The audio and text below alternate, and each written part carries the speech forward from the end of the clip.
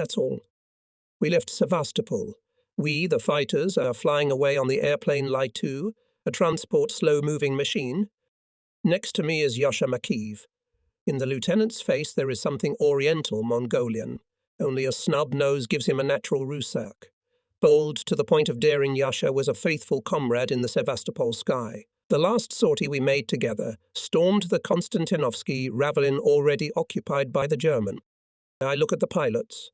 Yes, not many of us left who came up from Cape Kersanese.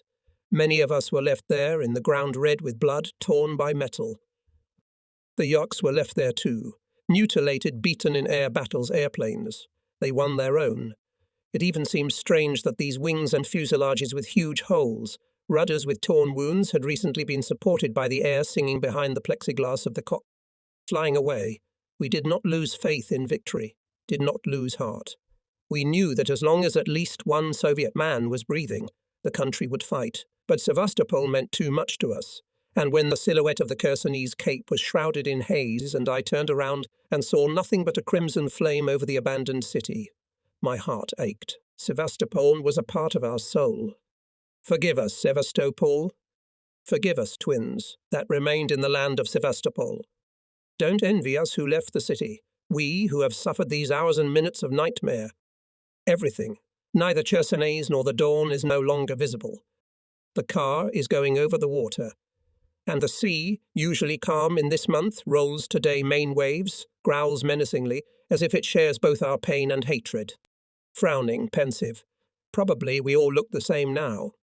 Wow, what a good commander. He got nervous. I shout in my comrade's ear. Yashka, chin up. We'll be back. We'll show these bastards. Yasha turned to me. He tries to smile, but instead of a smile, it's a grimace. We're approaching the airfield. Without making a circle, the pilot goes to land. He lands. The door opens and we go down to the ground. There's silence all around, ringing, unaccustomed. It seems surprisingly strange that the sky is not cut by the traces of bullets and shells, that you do not hear the roar of engines, junkers, and the rumble of bombs, that the ground is not smoking from explosions. I noticed some birds sitting on a bush. I listened, perplexed. They were singing. Singing? I come closer, the birds flutter away. There were no birds at Chersonesos. I knew that for sure. The pilots land directly on the ground. They are silent. Without words, it is clear. Mechanics and technicians of the local airfield come up. Do you have a fresh newspaper? Yasha breaks the silence, addressing to the technician, a tall, weary guy. Here. Only for the last 25 days of fighting Hitlerites, lost on the outskirts of Sevastopol, up to 150,000 soldiers and officers, 250 tanks, 250 guns, 300 airplanes. Airplanes are our part. Pravda, we haven't seen it for the last few days. The exploits of Sevastopol, their selfless courage, selflessness, fury in the fight against the enemy will live in the centuries. They will be crowned with immortal glory. Probably, I think, all this is true. But Sevastopol is already spoken of in the past tense. My eyes are looking for a report from the Sovinform Bureau. On the Sevastopol section of the front, our troops fought fierce hand-to-hand battles with the enemy on the outskirts of the city. They did. Now probably there are no battles anymore, except for scattered groups trying to make their way to the partisans. So military fate threw us to the Caucasus. It was July 5, 1942. The Caucasus is under me, and the wall of a house destroyed by a fugazka. Screaming letters of a poster. The enemy is rushing to Grozny and Baku. A deadly danger is looming over the Caucasus. Oil is the blood of war. Soldier, naval officer, not a step back. Stand to the death. That's the order of the motherland. And the men stood to the death. Not a minute, not 2 minutes, not a day. One Malaya Zemria near Novorossiysk held on for about a year. The soldiers fought. And us, pilots? We, as the regiment commander put it at the time, needed to patch up our wounds a little. In fact, to reform the regiment. Formed, taking and repelling the blows of the advancing enemy. The regiment was stationed in a small seaside town. There were many units waiting to receive airplanes. We were not the first in line. Pilots and technicians, accustomed to a busy front life, were bored, experiencing forced inactivity. True, we did a lot of training, especially with the young additions, but people could not help remembering the experience, not to think about the present. And the present was clearly not in our favour. As early as June 1, 1942, at a meeting at the headquarters of Army Group South, Hitler said, "My main idea, to occupy the Caucasus region, perhaps more thoroughly break the Russian forces. If I do not get the oil of Maikop and Grozny, I must eliminate the war deadly with it. We have occupied the country in the east not only to possess it, but also to organize it primarily for ourselves. We are fighting a war for coal, iron, oil. If by the time appointed by our command the fighting in the Caucasus is over, we shall have in our hands the richest oil fields of Europe, and whoever possesses wheat, oil, iron and coal will win the war." After the release of Nazi troops to the fields of the western part of the main Caucasus range, the command of the German Army Group believed that the Soviet troops will no longer be able to put up stubborn resistance. The Army Group command is of the opinion that even this resistance can be broken with a strong onslaught. Also, strong enemy units in the bend of the Tarik can only provide temporary resistance to the massive offensive of German formations. The command of Army Group reported to the headquarters of the German command. It seems that the enemy along the entire front put all available forces on the front line, and that after the breakthrough of this line, the enemy resistance will be broken. The Soviet soldier reasoned differently. In order that in the further narration something did not seem strange, it is necessary to open the veil over what in those days was marked top secret, hid our pain and difficulties of the new after Sevastopol, finding wings. After our troops left the Kerch Peninsula and Sevastopol, the Air Force of the Black Sea Fleet, based on airfields on the Black Sea coast, the main efforts were concentrated against the German hordes that sought to seize the Caucasus. Fleet aviation units were exhausted by heavy fighting for the Crimea, but, despite heavy losses, the Black Sea pilots did not lose heart. On the contrary, hardened in battles, enriched with combat experience, they sought to fight with the enemy. But the equipment, airplanes, was still not enough. We can firmly say that this period was the time of full combat formation of the Black Sea Fleet aviation, which was headed at that time and remained until the end of the war experienced commander and pilot General Ermachenkov. In the aviation loved Vasily Vasilievich Ermachenkov, a man of energetic, courageous decisions, caring to heroes, ruthless to cowards. In the past a lawyer, he had a phenomenal memory. He recognized people who had not met for many years and knew his pilots almost by rote. Above average height, strong, he easily climbed into the cockpit when he went into combat flight.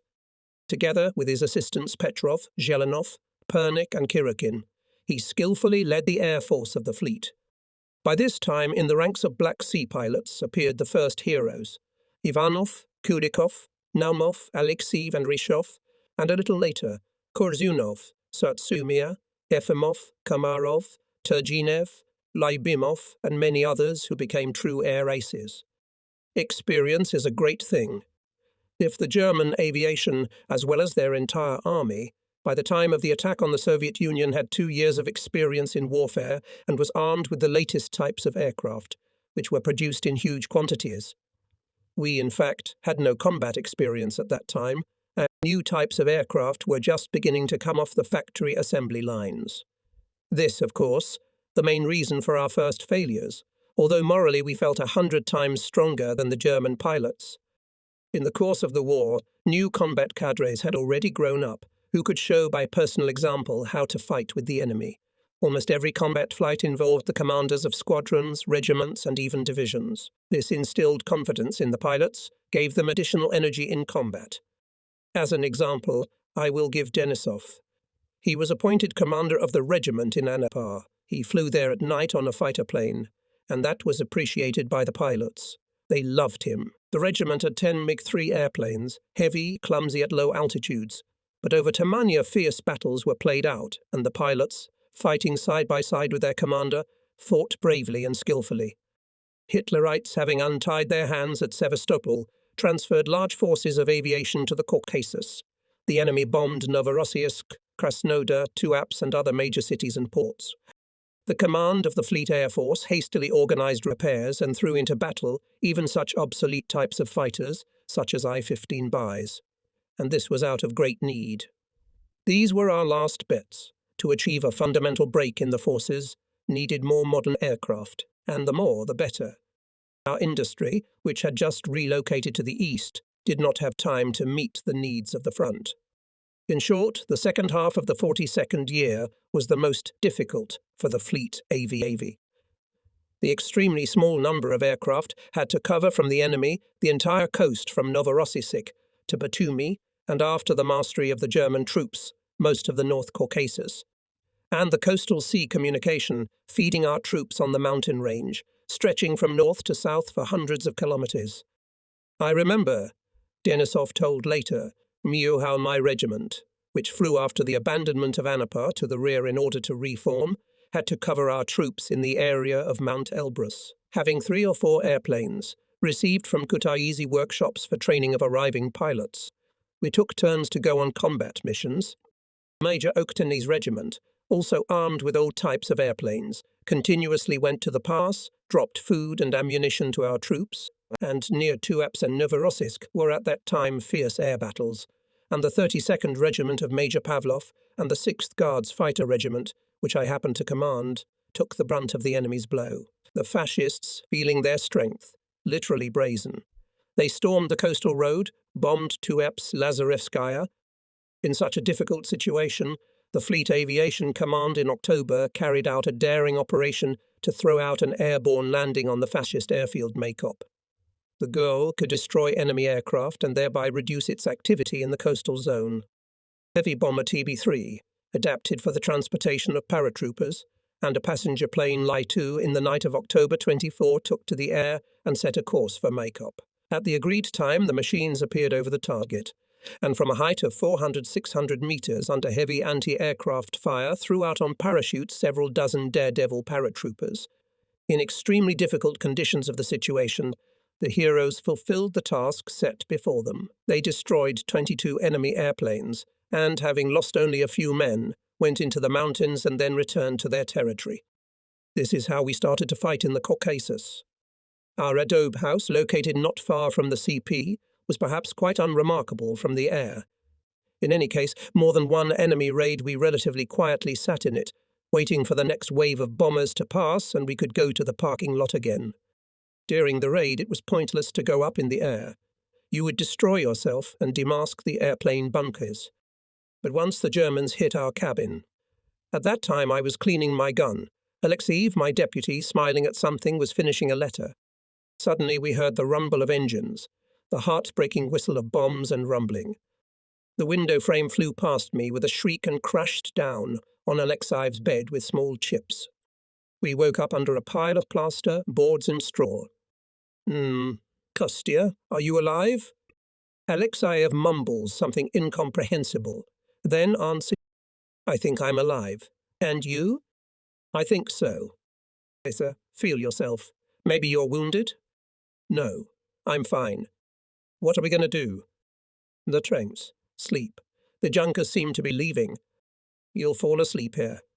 The frightened owner of the house came in. Tell me, did they know that the commander and his deputy were here? They are Germans. No, father. It's just a coincidence. It happens in war. Why are you consoling me? Why didn't they bomb the other houses? We couldn't convince the old man. Grumbling something to himself, he began to gather planks. Soon the window was boarded up, but we didn't fall asleep until dawn. I secretly watched Alexeyev as we passed the night.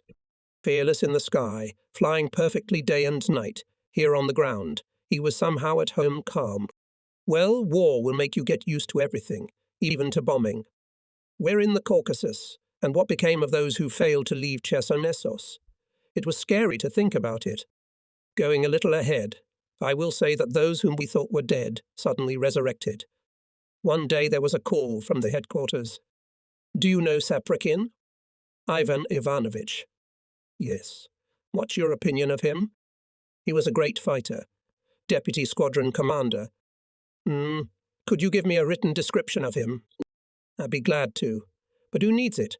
Saprikin died. That's what we thought at first, too. Alive. Alive. But hurry up with the characterization. There are complicated circumstances here, and we need to put everything in its place as soon as possible. Yes, sir. I'll send the characterization in an hour, our dear Ivan Ivanovitch. I immediately pictured his swarthy face and black hair.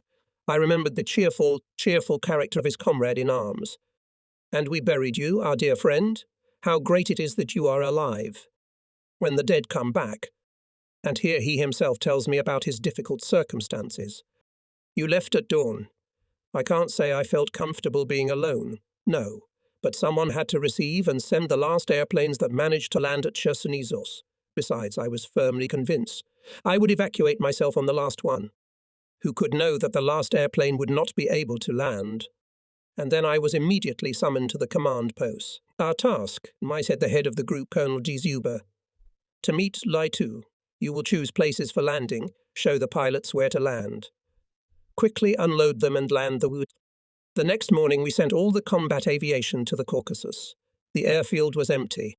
There were only 3 mutilated fighters left, but we also hoped to repair them and transfer them. At night came the Lai-2s. By cunning signalling, in order not to attract the Hitlerites' attention, I indicated to the pilots the places of parking. All this happened under continuous artillery fire. The first 2 nights Lai-2 flew from Chersonesos twice. In the dark time I was at the start, in the light time, on vacation, near the CPE, if, of course, the hell that was going on there could be at least in some way correlated with the word vacation. And people kept coming and come. Infantrymen, sailors, artillerymen, from the last detachments covering the withdrawal of troops. Even then it was clear that it would not be possible to evacuate all of them. The command knew it. That's why he gave the order. Groups to fight their way into the mountains, all except the wounded. But how human beings are. People had a faint hope to go to their own, to the Caucasus, until the last minute. I wanted to send to the big land the remaining pilots, Romenko, Sobolev and Musatov, but only Musatov was lucky enough to fly away. Romanenko died during the breakthrough into the mountains. Sobolev was seriously wounded. He had to go through captivity. The situation heated up more and more. The Germans were hitting the airfield. As we could, we hurried to repair the remaining fighters. Finally, at dawn on July 1, they left for the Caucasus. The pilots cordially said goodbye to me. They said, "You've done your job. You have to leave. Let's push you into the fuselage. See what's going on here." But I couldn't leave without orders. And then, if the L2s showed up, who'd take them? In a word, I couldn't leave. Night came and the planes didn't come. But frankly speaking, if they had appeared, I doubt that they would have managed to land. The Germans' artillery was raging. The CP was full of people, many wounded. Soldiers took up defences around the airfield. Our Caponias turned into bunkers. At dawn, about 100 dive bombers appeared above us. There was nothing to repel the raid. All our pillboxes and Caponias were blown to ashes. Hitlerites acted as if on exercises. The whole airfield was literally ploughed over. After the bombers, artillery came into action again. It seemed that there was not a centimetre of land not tormented by steel. One shell exploded at the command post, killed the wounded. As soon as darkness fell, I gathered the sailors and soldiers who had taken refuge in the craters and told them, "We must prepare the runway immediately. It is not excluded the possibility that Lai-2s will come." The guys worked with fierceness, burying craters, clearing debris from the ground. To tell the truth, I didn't have much hope that my idea would succeed, but to my surprise, by midnight the runway was ready. We set up signalmen with flashlights. We waited. No airplanes. I sent a contact to the CP. Maybe there's news there. The contact didn't come back. I sent a second one. He brought unhappy news. Commissar Mikhailov was killed. There would be no airplanes. We were ordered to break through to the partisans. I looked at my watch. 2:30. At that time I heard the rumble of an airplane. There was hope again. They gave a rocket. The airplane passed in altitude and disappeared towards the sea. Who it was, we never found out. And on the outskirts of the airfield a fight had already broken out.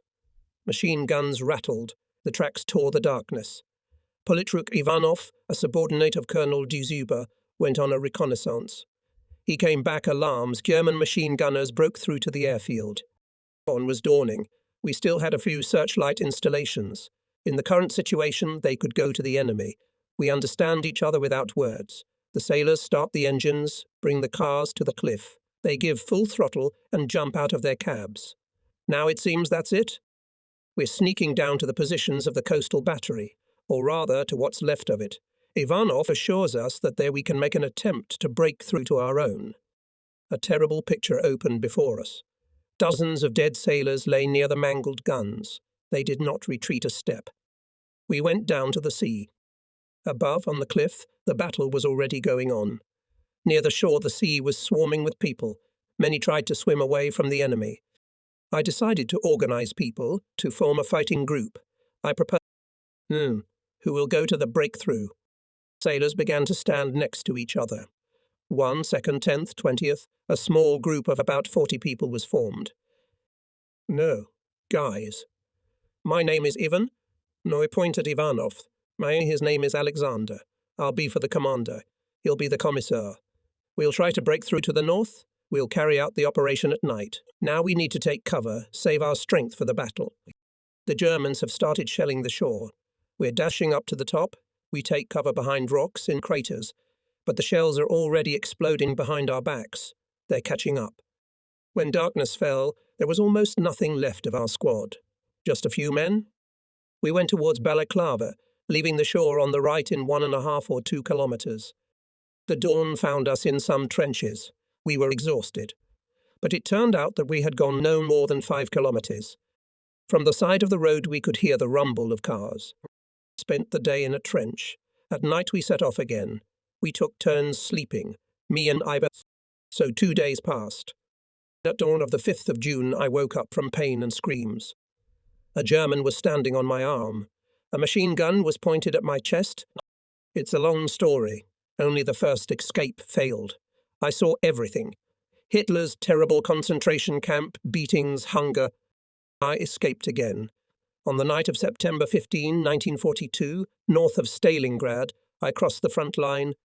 Ivan was silent for a moment. Then, by the way, you really helped me out with your characterization. I understand. War is war. You need the strictest of checks. And I, of course, was checked. Mitroti smiled. It's still good to have friends in life. I hugged him. Odyssey of Captain Lyubimov. War is a cruel element.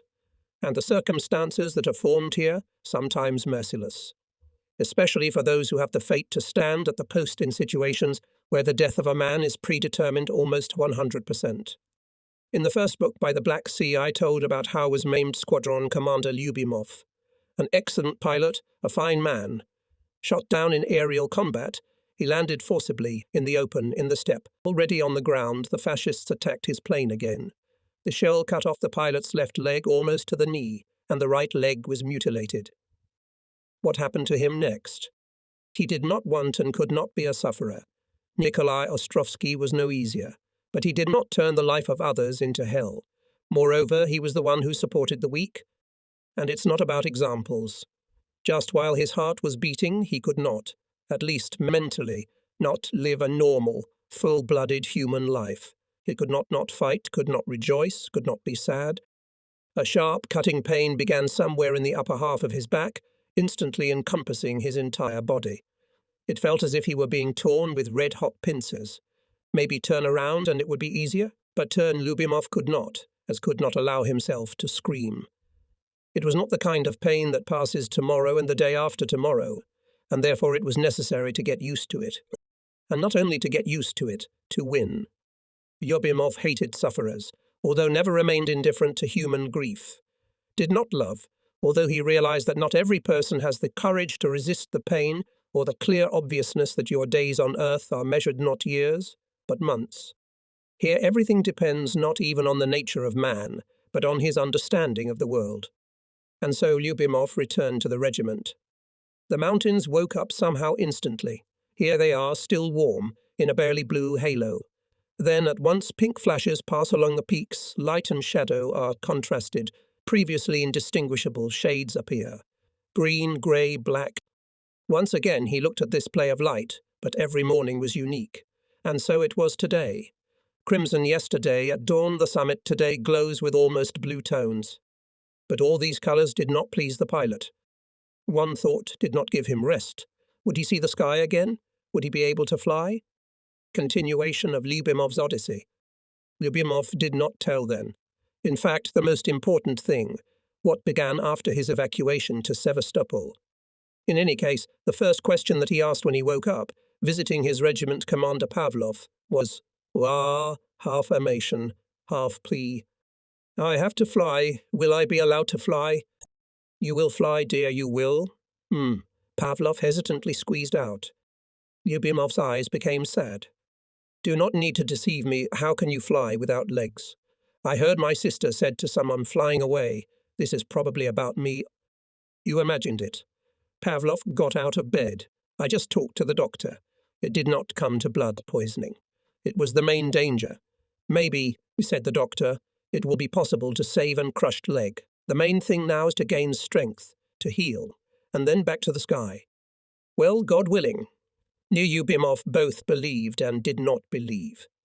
Pavlov felt his condition. Here's a word from the regiment commander and just a comrade. When you get out of the hospital, you'll get a fighter plane. I can fly an old one too. Lyubimov smiled happily. However, no one in the hospital could calmly gain strength. These peaceful words did not fit too well with what was happening around them. Who of them could lie quietly on the bunk, knowing how Sevastopol is bleeding, how desperately held its close frontiers? It was impossible to hide all this from the wound. Every day in the wards appeared sailors and soldiers from the front line. One morning a lieutenant captain with a bandaged head called a sister. We are not small, sister. We are soldiers. We demand that from today we read bulletins. That day the military council of the Black Sea Fleet addressed the defenders of the Crimea. Comrades Red Fleet, Red Army, commanders and political workers. The enemy managed to break through to the Crimea. The furious fascist horde of Hitler's bandits, straining all their forces, seeks to seize our native Sevastopol, the main base of the Black Sea Fleet, from the land. Comrades of the Black Sea, let's not allow the enemy to our native city. Awareness of the formidable danger should increase our strength, even more closely unite around the party. Stalin's Falcons, pilots of the Black Sea Fleet, hit enemy tanks, artillery, infantry with a crushing barrage of metal. Beat in the air and on the ground fascist vultures, courageously defend your native city from enemy forces. Sailors of the Black Sea Fleet, fight like the Red Army fighters, fight on the outskirts of Moscow, like the glorious sailors of Kronstadt, Hanko Peninsula, and on the outskirts of Leningrad. Having finished reading, my sister said, there is a decision of the military council to evacuate the seriously wounded to the Caucasus. There were murmurs all around. No way. We won't go. You have no right. The nurse sighed. I told you, the badly wounded. But the noise only increased. Seeing that persuasion would not work, the nurse chose another tactic. Hey, I thought you were conscientious fighters. There aren't enough doctors in Sevastopol. We need to get those who will be able to fight back in a week or two. Besides, we don't have the necessary drugs here. Keeping the critically ill here means longer treatment. Is that what you want? It sounded like an insult. There was silence in the room. If you want to return to the ranks sooner, you need to go to the Caucasus. Then Lyubimov's persuasion did not work.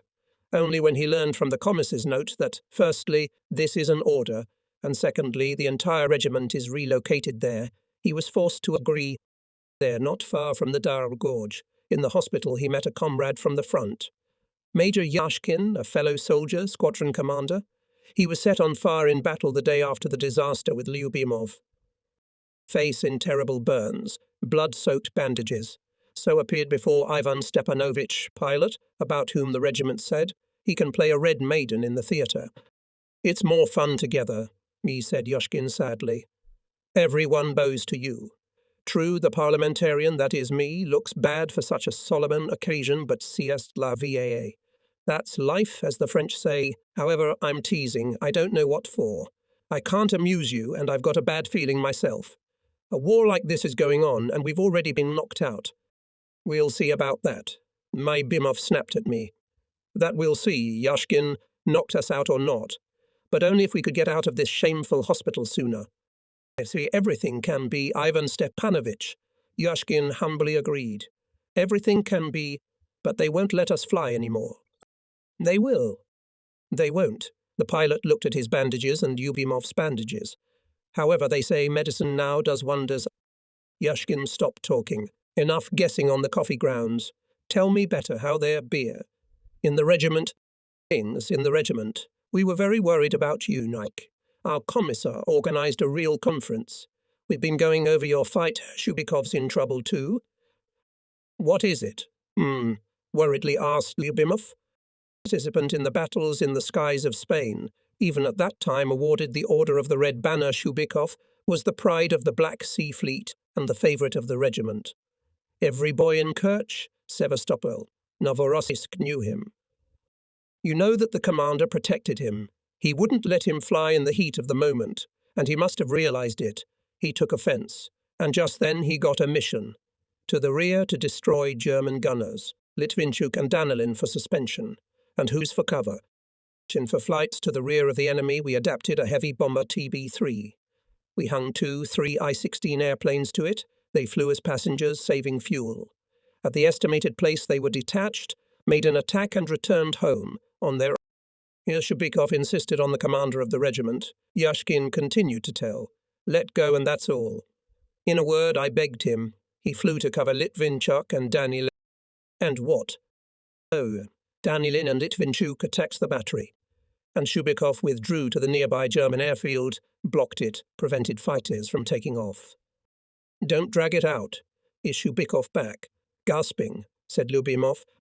No, Danilin and Litvinchuk searched for him as long as there was enough fuel. Then we searched all around. During this search, I ran into the messer. I hit him, but I got hit too. Landed the car in flames. Guys pulled me out of the cockpit. Otherwise, I would have burned to death. And Shubikov? Quietly asked Lyubimov. He was shot down Duatrel. The death of a friend shook Lyubimov. A lot he has experienced. A lot have endured. But this news to the brim overflowed the cup. The morning he had a sharp rise in temperature. The sky is calling. In the room all fell asleep. Lyubimov cautiously lifts the blanket and reaches for the prosthesis. Takes. With hope looks at him. Unhappily smiles. Might tin Gitchin Dimothy, some kind of anecdote. With such a leg. A rage rises in his soul. No, it's too early to give up. We must fight to the last. Yesterday he tried on the prosthesis for the first time. A sharp pain gripped his whole body. It's okay, he's been through more pain than that. The straps are buckled by his hands as if they weren't his own alien hands. Steep second, third. The main thing now is to get out into the corridor, or you'll accidentally fall down here and wake up the whole ward. One more step, careful, here is the door. I reach the bed in exhaustion. No, it's too early to rest. Now exercises and massage. Holding onto the bunk, he squats down. Pain, burning pain. We must overpower it. Overpower it by all means. Now bend the leg at the knee. One more time. Oh shit, you're already in the city. Captain David Nehamin hugged Lyubimov. Greetings from our men. They ordered to take you from the hospital to take you to your wife. Lyubimov is happy to the depths of his soul about his comrade in arms. He asked, Listen, are you my friend? Do you doubt it? Otherwise I wouldn't have come for you. Laughs the pilot. No, just tell me the truth. Just the truth. What do they say in the regiment about me? About... Nehamin frowned, was silent. Apparently he thought about how to soften the blow. It's too early to talk about the future, Ivan Stepanovich. You need to rest, to heal. It's war now, my friend. You know it as well as I do. Would you rest now? It'll take some time. You'll have to work in the rear while your wounds heal. You've got a lot of combat experience. It's something that needs to be passed on. Don't be sly. I understand. But I have to disappoint you. I won't go to the rear unit. Okay, Ivan, we'll decide on the spot. Now to the airfield. At the hospital I came by, your documents have already been processed. So the little U-2 was heading for Chistopol. Look how beautiful it is down there. Shouts Nehamin. Especially the spurs of the mountains, then white, then blue, then green. Lyubimov was least inclined to lyrics now. Suddenly a thought came into his head and did not give him rest. Stalingrad appeared in the distance. Was it or was it not? I'll ask. Decided Lyubimov. He should not, dare not refuse. He's a pilot. He must understand. Stalingrad was left behind. Lyubimov pulled out a notebook, tore out a sheet, wrote, "Give to Chistopol control." "Very please," thought, and handed the note to Nikamin. He read it, looked back fearfully. "Give," begged Lyubimov's eyes. Nikamin could not stand it, waved his hand. "Take it." So, the left hand habitually lies on the throttle, right hand on the airplane control knob, feet on the pedals. Gentle pressure on the handle to the left side, simultaneously, forward left foot pedal. Left, where the prosthesis is. The airplane tilts, distant objects on the horizon slowly drift to the right. Now back to neutral. Handle and foot pedal at the same time. That's it. The airplane obediently comes out of the roll, out of the turn. It's in straight horizontal flight. Now it's still to the right. Distant objects are moving to the left. Rudder neutral again. Feeling an extraordinary burst of energy, Lyubimov laughs loudly and happily. For the first time in months, there is still powder in the powders. Half an hour, an hour and a half. Excellent. Everything's going right, so he's not dead to aviation. That means he can fly. But what's that? It's like a knife stabbed his left leg. It's just out of habit. Overcome the pain. Don't let it take over. He felt his back covered with cold, sticky vapor. There's the airfield. It is necessary to make a circle, come in for landing, and the pain is growing, becoming unbearable. It seems that he is losing consciousness. One last effort. Nikamin doesn't turn around, so he feels nothing. So everything goes as it should. In Chistopolis, the wound on his leg opened up. He had to walk on crutches for about 5 months. Is it really the end? Asked himself Lyubimov. Will I never go up into the sky again? He could not forget the feeling when he flew with Nikamin. No. The wound will heal, I'll go to the front. But will they let me fly an airplane? Especially a fighter plane? And the reports from the front became more and more alarming. There was fighting on the passes of the Caucasus Mountains. Hitlerites were rushing to the coast. Finally, Lyubimov was in his regiment, among his battle friends and comrades in arms. Pavlov hugged Lyubimov. No. How did you get there, my friend? A Sandran ride to Tbilisi, with trailing echelons, and it's hot here. Lyubimov was discreetly watching Pavlov. No, he hasn't changed. The same slyness in his eyes, bald hair, strong, as can be strong only in veteran hunters and fishermen. Only he seemed to have aged a little, or to be monstrously tired. And it's hot here, repeated Pavlov. I had not noticed. When I was in Sukhumi, I even thought, maybe there is no war at all. The same palm trees, the same sanatoriums. Sanatoriums, you say, and soon you will see for yourself what kind of sanatorium it is. The Nazis are getting cocky. Recently their submarine in a surface position shelled the train Adler at Sochi, and you haven't noticed anything in Sukhumi? Sukhumi has already been bombed. Other places are even hotter. The Black Sea Fleet is now based in Poti. German bombers are trying to break through there almost every day. There are air battles all along the coast, so much for the sanatorium. Oh, it was hotter in Sevastopol, Comrade Regiment Commander. We'll survive here somehow. Pavlov smiled. All right. Well, what are you going to do? Let's be frank. I know you hope to become a fighter pilot again. It's impossible. It's best to tell the hard truth right away. I don't like to spin. Yes, the truth is best told right away. But there was another truth. What was it? Remember Sevastopol, the hospital. So what? You told me the time. If you heal your wounds, you'll go to the sky. I'm healthy now?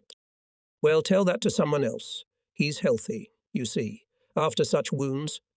So you deceived me in Sevastopol? No, I didn't. I was hoping for a miracle myself. I hoped that your leg would be saved. Pavlov looked at Lyubimov and realized, to deny him now in any hope means to kill a man. Well, let's not quarrel. I'm ready to do everything except the impossible. Let's decide like this. Stay here, take a closer look, get back to normal, and then we'll see. I will still fly, shouted passionately Lyubimov and wanted to tell about that cherished thing that happened in the sky behind Stalingrad, but then immediately faltered. Perhaps after his confession to Ninainu Byrne, and he kept silent. It all started with a bicycle. Once Lyubimov, not without a secret intention, demonstrated Pavlov his capabilities. Dashingly made 2 laps around the airfield. Stunned watched all this regiment commander. Well pleased. I did not expect from you. So the Sevastopol promise remains in force. We'll see. What is there to see, comrade commander? You just saw it. You'll drive me into a coffin, Lyubimov's. It was obvious that Pavlov was torn by contradictory thoughts. Tomorrow I'll show you our farm from the air. The main thing to rise, decided Lyubimov. And then we'll see. I'll persuade him. Yes, comrade commander. Pavlov kept his word. In the morning the U-2 rolled out of the Caponia. No, come on, friend. Get ready for launch. Yes, to the start. For some reason Lyubimov wanted to behave exactly according to the regulations. It seemed to him the slightest misstep could ruin everything, and he was like a compressed spring. The airplane at the start. Pavlov approached, headed for the cockpit. Lyubimov decided to allow me to fly alone, he said quietly. Early perhaps alone. Permission? Persistently repeated Lyubimov. Everything will be fine. I'll manage. Starikov, Tashiev, Litvinchuk came up. And maybe indeed allow him comrade commander. He's an experienced pilot. Don't doubt it. He'll do just what we need, lawyers. Angrily threw Pavlov. All right. Allow independent flight. A few days later, Lyubimov took to the air in a fighter Yak-1. Later, when Pavlov was no longer Pavlov, and Lyubimov was appointed commander of the regiment, he was visited by war correspondent Grigory Sorokin. The commander did not like to talk about himself for the press, but here, apparently, was hit something very intimate, if he slightly opened his soul. Those days, it seemed to me, said Lyubimov, that the path to the realization of my dream will be very short. I couldn't wait to lead pilots into battle and fight myself. I was the commander of the regiment, and that was an obligation. But I could not tell anyone, even in confidence, even the closest friends, that my wound opened. Yes, the prosthesis caused him a lot of suffering, and returning from the headquarters or command post to his apartment, he tightly closed the doors, took off his boots, prosthesis, and looked with despair at the bleeding stump of a leg. The wound would not heal, and most of all he was afraid, as if the regiment would not discover this secret and would not send him to the hospital. He flew a lot, trained, but there was nothing to dream about combat flights. So it went on until May 1943, the most memorable spring in his life. In May, the 32nd Fighter Aviation Regiment was transformed into the 11th Guards Aviation Regiment, and at the same time his leg finally healed. These days became for Lyubimov as if a second birth. Mukin accepts the challenge. I can honestly confess that even in adventure novels to read such a thing did not have to do. However, about everything in order.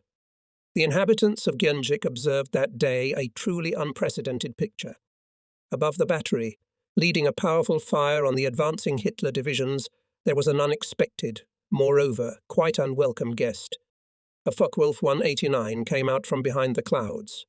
It passed over the battery once, second, third, and then German shells of long-range artillery, which was conducting a counter-battery fight, began to lay down more and more heaps next to our guns. It was not difficult to foresee how it would all end in a short time. Fockerl was an aerial corrector.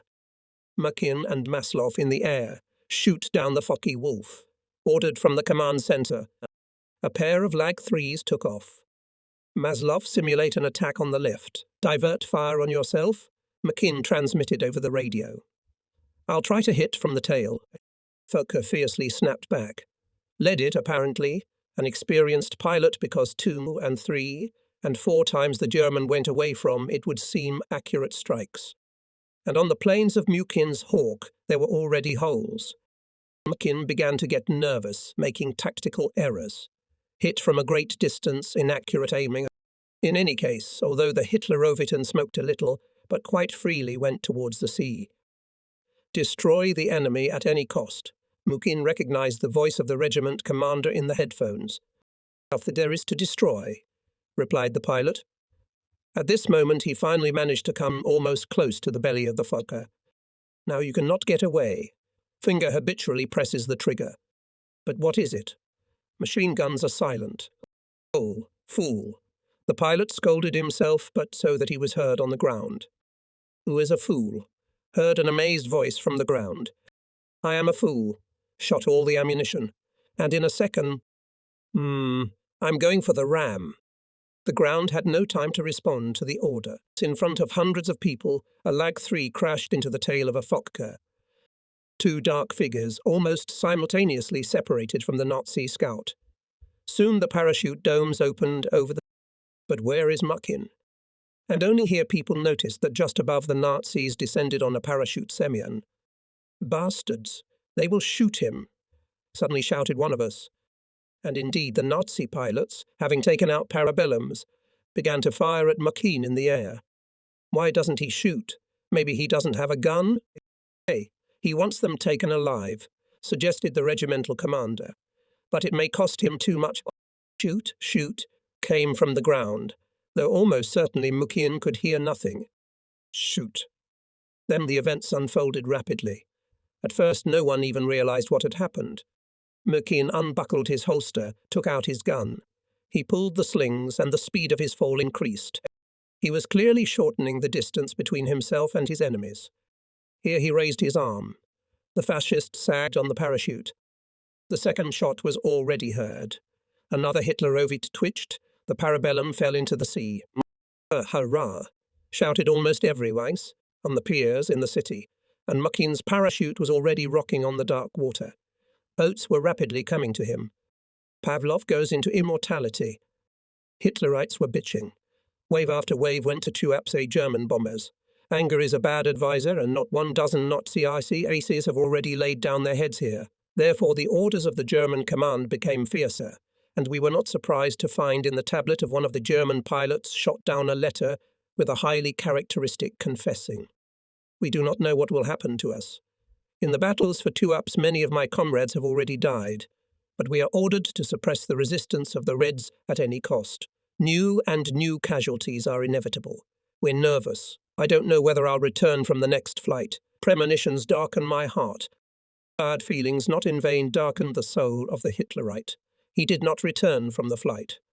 But bitterness is bitterness, and it was difficult to expect equanimity from our pilots, who saw how day by day the wave of Hitler's air offensive was growing. Today we can only guess about it, with what thoughts the regiment commander Pavlov went to his last air battle. It was night. Attention, attention. A group of enemy planes is approaching Tuapse. Its messages from the posts were not a surprise then. On the contrary, they became the obvious and established routine, without which it was impossible to imagine our life in that harsh time. Out as the sky blossomed with sparks of fire. Our anti-aircraft guns struck. Tuapse was taking the battle. Pavlov rushed to the plane. Take off on standby. He shouted to the pilots. This was his last order. In the evening in the Caponiere, where the body of the commander lay, gathered his battle friends. One by one, members of the military council came in. They stood silently with their heads uncovered until the military band approached. The melody cut the heart, but, before it could get stronger, was drowned in the rumble of explosions. The Germans began a new raid, intending to hit the airfield. In the sky went fighter planes. The ground was shaking, and over the heads of those who saw Pavlov off to his last journey with a screech of shrapnel. The fight lasted more than half an hour, and people were able to get off the ground only after the roar of the engines receded toward the sea. They reached the cemetery safely. But as soon as a member of the military council finished his speech over a freshly dug grave, the air was again filled with rumbling. Probably Hitler's pilots tracked down the funeral procession. At any rate, this time they attacked the cemetery. The deadly pale glow of the glowing bombs made people press themselves to the ground. A second later, bombs began to burst among the graves. This is how Pavlov, the commander of the regiment, went on his immortal, eternal way. He left as he lived, facing the fire, in the sparks of explosions, in the flicker of rockets, in his loud glory. The regiment received Lyubimov. At headquarters, the commissar of the Brigade of Fighter Aviation gave him a telegram from the People's Commissar. For the bravery and courage shown in the battles, I appoint Major Lyubimov Bimov, commander of the 32nd Aviation Regiment, with the early promotion to the rank of lieutenant colonel. Novorossiysk in the hands of the enemy. We are based near Gelendzhik. Do not get bored. The front line is near. Duties are overwhelming. To cover from the air-ground troops, maritime communications, and most importantly to support the landing force, desperately clung to the small land at Maiskako. The situation is complicated. In Gelendzhik are based small ships of the Black Sea Fleet, providing the landing. Hitlerites cannot reconcile with the fact that in their rear, on some piece of land pressed to the sea, the enemy is acting, diverting to themselves so necessary for the offensive selected units. It is not necessary to be a seer to guess. From day to day on Gelendzhik should expect a crushing blow. To destroy the landing force, it is necessary to interrupt its communication with the big land, and therefore sink the ships based in Gelendzhik, a maneuverable naval base. About 80 airplanes that appeared early one morning over the town were the unpleasant first swallow. All the fighters took to the air. Perhaps only near Sevastopol I have observed fights of such numerous air armadas. It was hot, very hot, but only single German machines passed to the port. We knew that the Rust-desertry did not calm us down. We knew that the next strikes would be more brutal and more intelligently organized. We did not assume only the worst, and fate wanted to present us with the worst of all the worst variants of the situation. Even those who have not been to Novorossiysk know what the wind of the Nordostov is like there. It pushes everything to the ground with a storm that suddenly comes down from the mountains. Remember in Postovsky's The Black Sea. For the first time our sailors learned what is the Black Sea Bora in 1848. It was a few years after the foundation of the Novorossiysk fortification on the shore of Seams Bay at the foot of dark and treeless mountains. In August of that year, the Bora swept Admiral Yuriev's squadron in Novorossiysk and sank several ships. Especially tragic was the loss of the Struya. The surroundings of Novorossiysk are characterized by pathetic vegetation. Bora cripples and kills everything, survives only dry grass and bushes of prickly Dzhidarev. How does the Bora begin? White wisps of clouds appear above the bare Varada ridge. They look like torn, absorbent cotton. The clouds pass over the ridge and fall towards the sea, but never reach it. Halfway up the mountainside they dissolve. The first gusts of wind hit the decks of ships. Tornadoes surge into the sea. The wind quickly gathers full force, and in 2 or 3 hours a violent hurricane is already whipping from the mountains onto the bay and the city. He raises the water in the bay and carries it down, pours on the houses. The sea roars as if trying to explode. The wind hurls weighty stones, throws freight trains under the slopes, rolls iron roofs into thin tubes, shakes the walls of houses. Bora blows when the sky is clear. In winter it is always accompanied by hard frost. Ships turn into blocks of ice. The ice, breaking off the tackle, sometimes injures and kills sailors. It seals the doors of houses shut. It clogs stove pipes. During the Bora, the inhabitants of the city suffer from the brutal cold. A man caught by the Bora in the street rolls in the wind until he lingers at some obstacle. The Germans, who began their bombing minesweeping raid on Gelendzhik at about 11 p.m., chose just such weather. It was almost impossible for our fighter planes to get off the airfield or land on it. Frankly speaking, we could not assume that the Germans would dare to such an adventure in the hours when the air is ruled by Bora. The first to pass over the airfield, He-111, dropped lighters. Behind him came an armada of Heinkels. At regular intervals they appeared over the airfield, dropping high-explosive bombs of enormous power. The wind drove on the airfield caustic clubs of yellow TNT smoke, and almost simultaneously Me-110, from a height of 2,500–3,000 meters, began to mine the bay. What to do? Seconds are given for thinking, and the airfield is almost out of order. It's impossible to take off, but we have to take off. And besides the damned Bora, maybe someone will manage to take off, but how, I wonder, will he land? So we risk people? But it's impossible not to take risks, too. There are times in war when, not taking risks, the commander commits almost a crime. If we don't raise the planes, what will be left of the port and the landing fleet? It was an unprecedented sight. Dozens of people literally hung on the plane, preventing it from tipping over. The wind was knocking them off their feet, and they were pulling the machine in an unimaginable cacophony of explosions on the field. Only at the last moment of the launch, the numbed palms of pilots and technicians unclenched. They could not hold one yak. It overturned. But here, as if overcoming an invisible wall, Konstantin Alexiev's plane is gaining speed. After him goes into the sky Vasily Kuftin. 4 more cars are torn from the ground. Alexiev from the start attacks. Apparently, the shell hits the bomb. A terrible explosion. It seems Heinkel blown all over the sky. Even Konstantin's plane was sharply thrown aside. The battle formation of enemy machines is broken.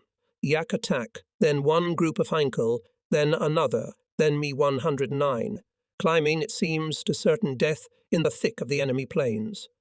Here one more Heinkel, smoking, ran to the ground. After him, another. Falling into the sea messer, armada of Hitler's machines are turning to their territory. God only knows how our pilots landed the machines. With difficulty rolling the yak in the Capania, Konstantin scowled at the guys. No. How many? He was understood with half a word. You, 3 airplanes. Kuftin, 2. The rest, that makes 8. That's not bad arithmetic. Ordinary Sevastopol arithmetic. After all, guys, this is our first revenge for Sevastopol. The sun was burning tremendously. It seemed to pilot Senior Lieutenant Zuzin that soon he and his plane would simply melt under the sizzling rays.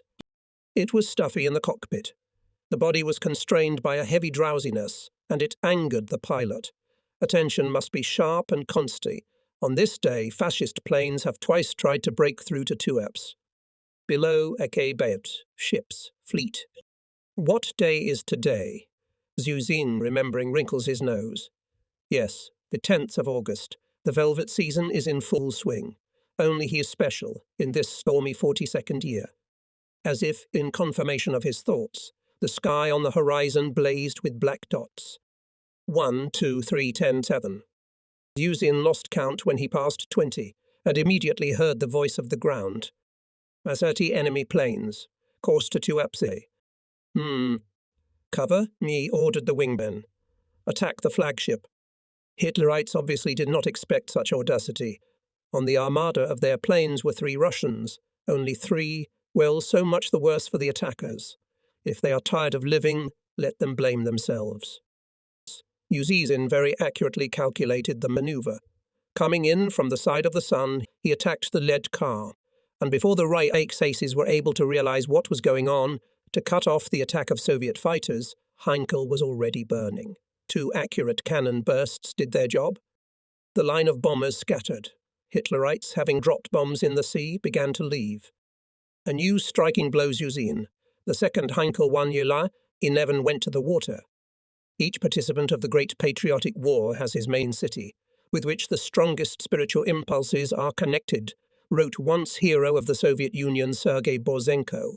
Tuapse became such a city for me 25 years ago, 150 days, illuminated by the bloody light of fires, not fading neither day nor night, continued the battle for this small port town. On the outskirts of Tuapse stood to the death soldiers of the Black Sea group of troops, sailors of the Black Sea Fleet, pilots of the 5th Air Army.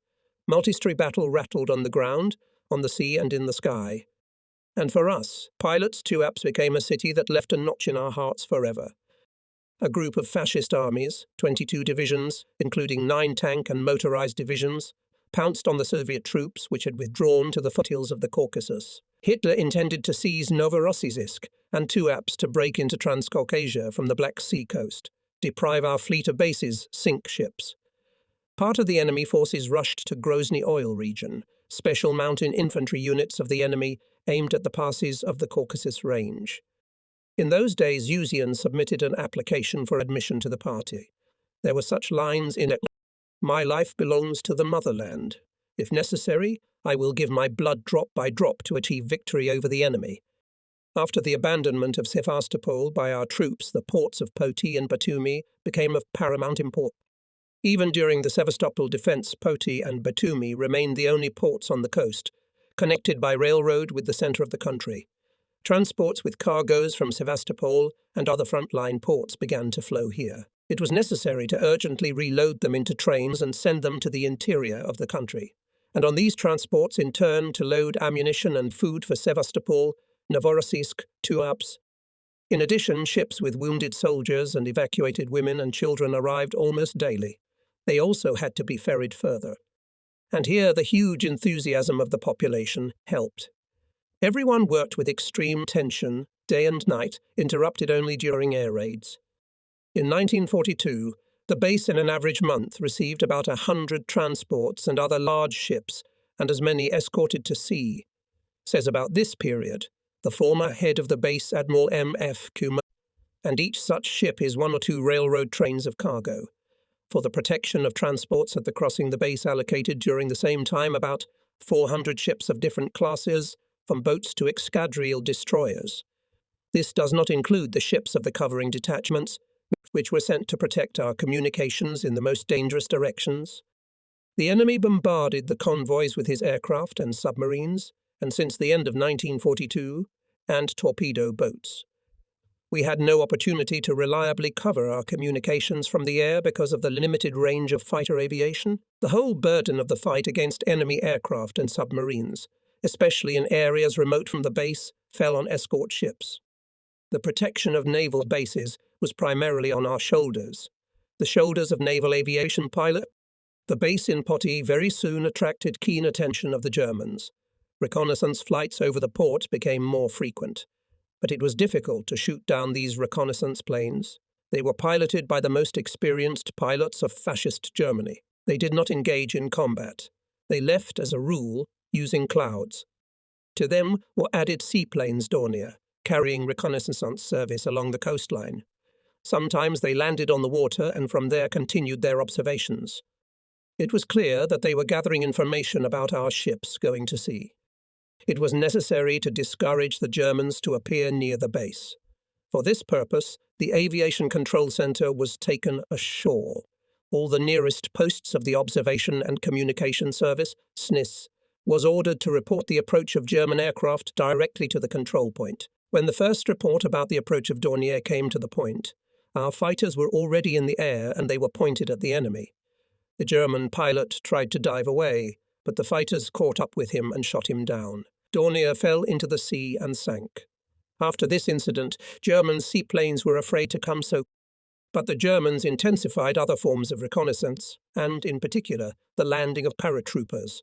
They carried out such operations near Sukhumi, in the vicinity of Okemchiri, in the area of Supsa and near, but thanks to the vigilance of our soldiers and sailors, the scouts were caught and neutralized. Such an increased interest to our base, as it turned out later, was explained by the fact that the Germans intended to land a sea landing on the coast. For this purpose, large wooden signers were already ready at the shipyards of Galati and Brailov. The base command decided to mobilize all possible means to make the ports less accessible from the air. More airplanes were sent for aerial reconnaissance. More patrol ships went to sea. For this purpose, all weakly armed ships were mobilized. Their crews showed unprecedented courage and dedication. On July 16, 1942, Poti, for the first time, was subjected to the cruelest enemy bombardment. Here and there, the air was shaken by explosions. Houses were burning, buildings were collapsing. It was felt that the Germans had a good view of their targets. One bomb fell directly into the destroyer Bodri, which at that time stood in repair. Another, in the tube of the cruiser Comintern, went through the ship, pierced the bottom, but, fortunately, did not explode. One of the bombs hit the artillery shop, throwing up a column of fire and shrapnel. Several bombs fell into the sea near the harbour. Soon Batumi and Sukhumi were threatened. Immediately after the first raid, I arrived in Sukhumi. Its streets presented a strange and sorrowful sight. A crater on the place of a giant flower garden, a broken house, palm trees cut down by shrapnel. But what is this? A hand covered with thick brown hair reaches out to me from the front garden. I shudder involuntarily. Behind the fence is a monkey, on the tree, the second. Around the corner of the street I see a third. What the hell is this? Why are there monkeys walking around town? Where did they come from? And only then I realize. This is one of the largest monkey nurseries in the country. The bombs must have broken the nets and the animals scattered. They made a strange, somewhat eerie impression on the deserted streets. Very soon the period of German domination in the air ended. Reformed fighter regiments, including my regiment, came into action. Heinkels and Junkers, more and more often piles of wreckage, began to remain on the Caucasian land. During the battle, one of the enemy planes fell into the sea. The bomber pilot escaped and was taken to the base headquarters. At the interrogation he told, The next day we took off. We calculated the route. We would be over Putty in the pre-dawn twilight. Visibility is excellent. On the way we noticed several ships. Not reaching 20 kilometers to the port, the planes divided into groups. Here is the place where the port and the city should be. But we saw only a huge cloud of brown smoke. Above it rippled barrage balloons. I heard in my earphones the cries of my comrades. Aerostaten, Aerostaten. The leader ordered us to gain altitude of 7,000 meters. We flew over the cloud of smoke, turned around, laid down on the reverse course, but no sign of the port was not found. The command chose the pre-dawn twilight for the raid, hoping that at this time our not dangerous searchlights read, but the searchlights flashed. Their rays began to blind us. Anti-aircraft shells were bursting all around. I saw how our planes, breaking the formation, trying to escape from the beams of searchlights. I also turned aside and ordered to drop bombs. We could not do anything else. Your fighters attacked and shot us down. The plane fell into the sea. 2 of the crew survived. On an inflatable boat we tried to go to the coast of Turkey, but we only reached Batum. Then we went on foot. When we were crossing the Charok River, my comrade drowned, and I was captured by your soldiers. We can say that the German was lucky. He survived. Days and nights of Tueps were alarming.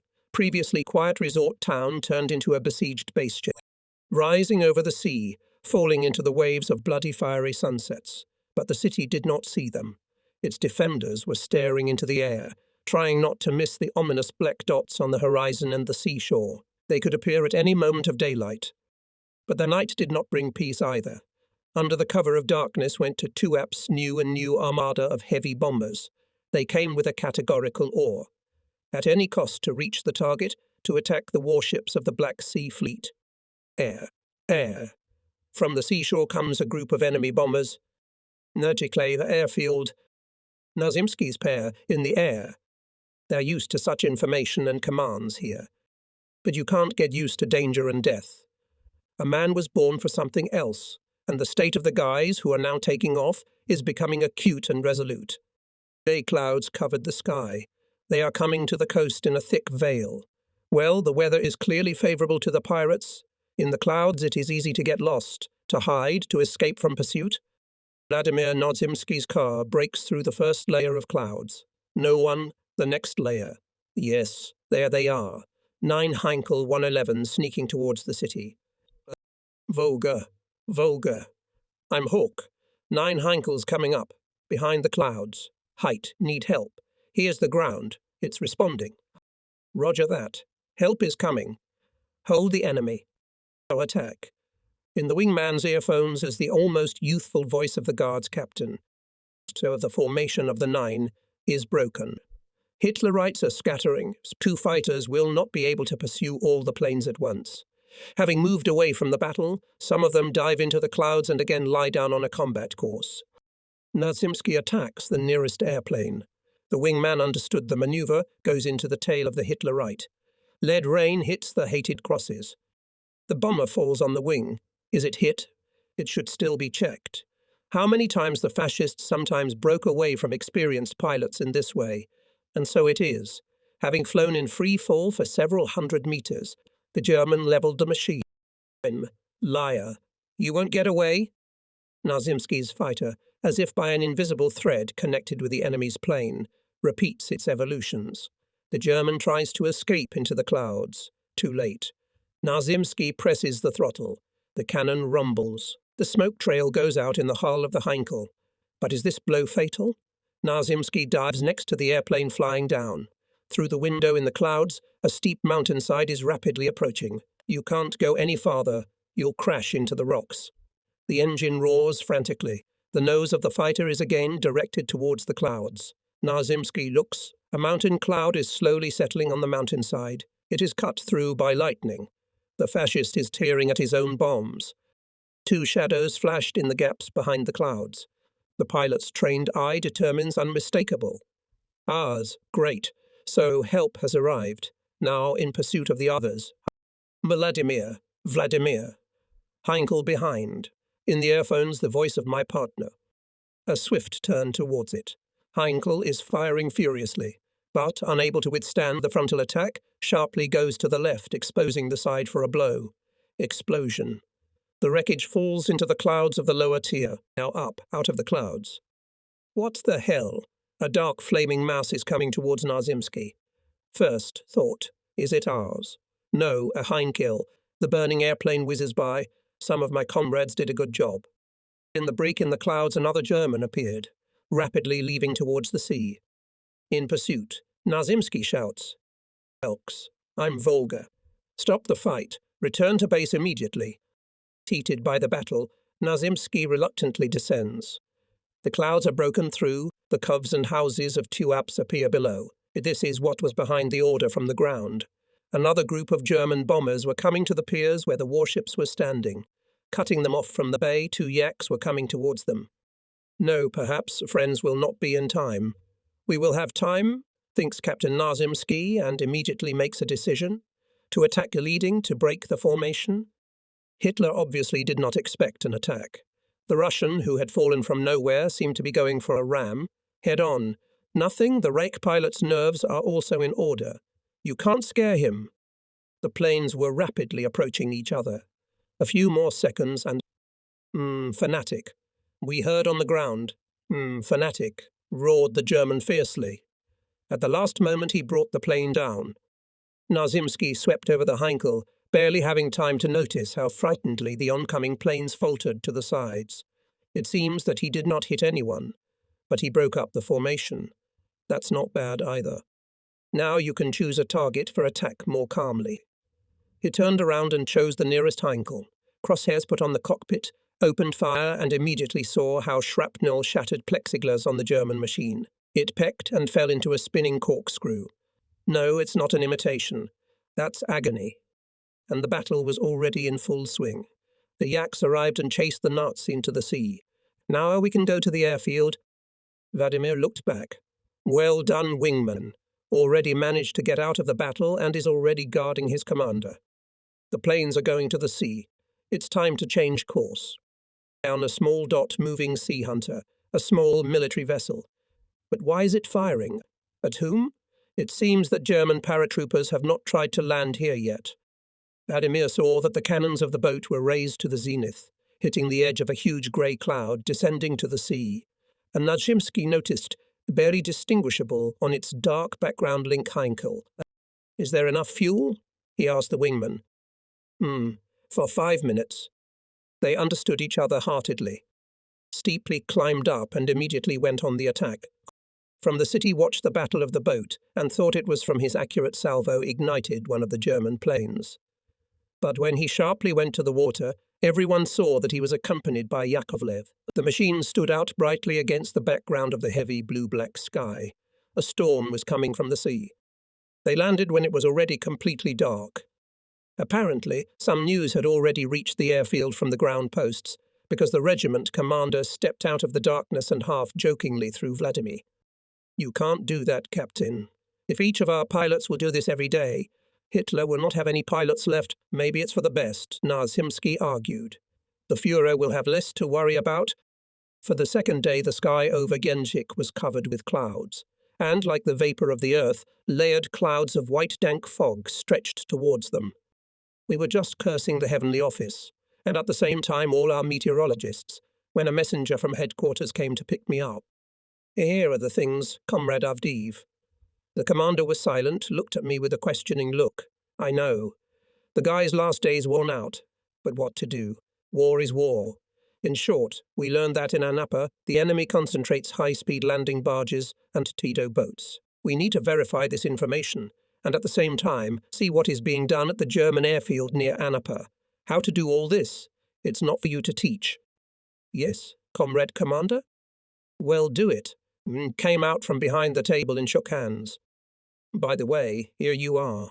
A German novelty. Take a torpedo paper and rent. Torpedo boats Type 6 appeared in the Black Sea in early 1942. The boat data are as follows. Length 36 m and width 5 m, displacement 62 tons, maximum speed 40 knots. The boat is equipped with two 1200 HP motors. S with direct fuel injection. The personnel is 10 people. Armament 6, 2 bow torpedo tubes. Torpedo caliber 500 ME.